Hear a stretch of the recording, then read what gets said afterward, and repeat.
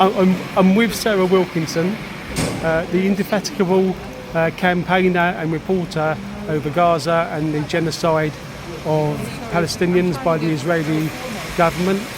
And she's here at the Central Criminal Court facing charges of various charges of terrorism.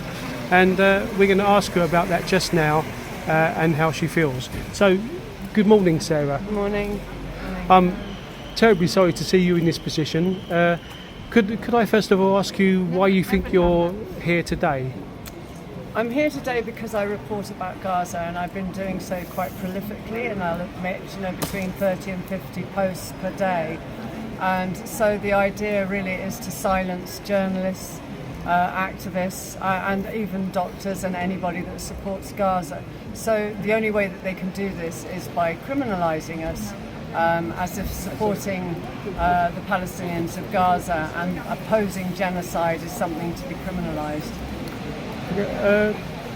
How do you feel about the way in which you were initially arrested, the horrific police behaviour and damage to your property and to your mother's urn and other things, and since that's taken place, and of course the treatment of you and your son? Well, actually, what it is pure terrorism. It's British state terrorism.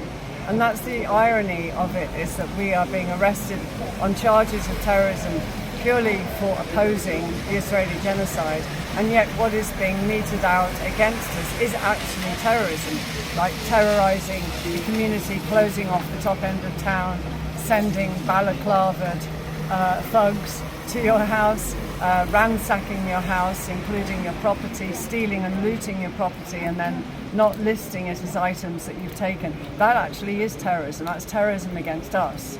But what's happening is we're being charged with terrorism when none of us have ever even heard it fly. So this thing where if you support Gaza and you oppose genocide, that now makes you a terrorist.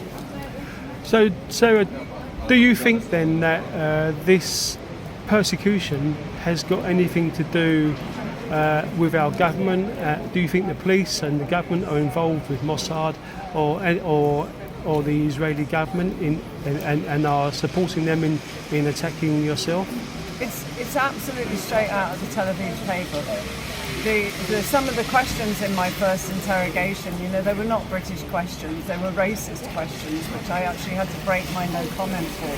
So no, this is the ties that the British government have with the Israeli regime. I mean, they class them as allies. And who'd have an ally that murders, it's well over 70,000. I mean, you'd probably find the figures are more like 150 to 200,000 people have been slaughtered by the Israeli regime.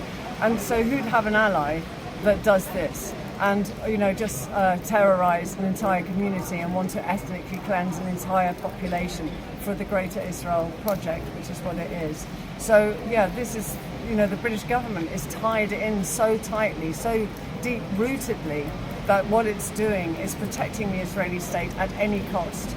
And anybody that opposes it, or a journalist or an activist that speaks out against this genocide, they're the ones that they now want to silence. So we've become criminalised because we're not being silent, and that is their problem. The only way they can silence us is by jailing us. I appreciate you're tight for time and you need to get in, but just a couple more questions. What would you like to say to Keir Starmer and this government if you were given the chance? He's on the wrong side of history. He's on the wrong side of history. He's supporting an entity that is genociding an entire population, and is continuing to do so. Even the ceasefire is a complete ruse. So the ceasefire really is just a rebranded version of genocide. The Palestinians are still being killed on a daily basis. There's still an average count of Palestinians being killed. So the ceasefire was a ruse.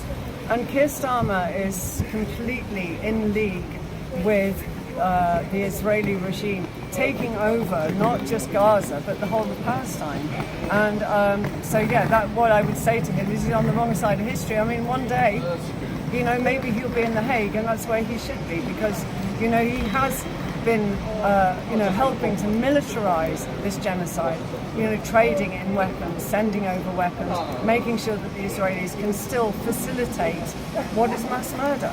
So, he's on the wrong side of history. That would be my mantra of a phrase to him. And one day, the world will wake up and realize. Thank you. And what would you like to see happen with these atrocious anti-terror laws? They've got to be changed. They are using the anti-terror laws to actually commit acts of terror against civilians, activists, doctors, teachers, elderly people just holding up placards. I think there's been over 2,000 people arrested purely for opposing the Israeli genocide. So, the whole thing's got to be repealed. The whole thing's got to be dismantled and started over, because this is not anti-terror. This is terrorism under the British state. So it's not anti-terror, it's not preventing crime, it's not stopping anybody from doing anything anywhere else in the country. All it is targeting us as journalists, reporters and activists. So the whole thing's got to be dismantled. Okay, just two more questions for you. First of all, what would you like to say about the support, the messages of support and the support of people today and at other times? The support has been incredible. And I have got so many messages, I'm unable to literally every day reply to them. So I'll say it now, that without my followers, without the support, actually I'm nothing. I'm speaking to an empty auditorium.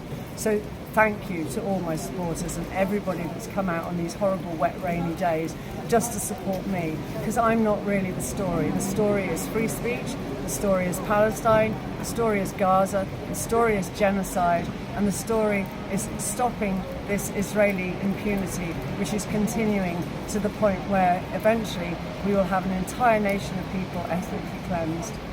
And finally, is there anything else, Sarah, that you'd like to add?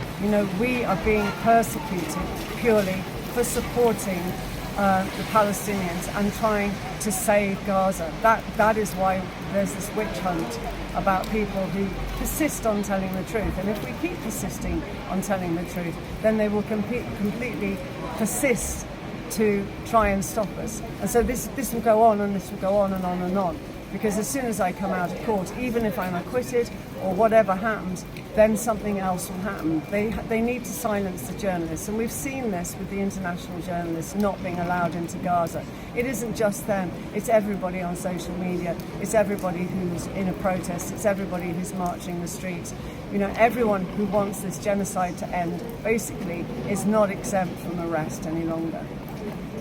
Okay, look, Sarah, thank you very much. I wish you the very best for today and the case as it continues, if it does. Thank you very much. Thank you.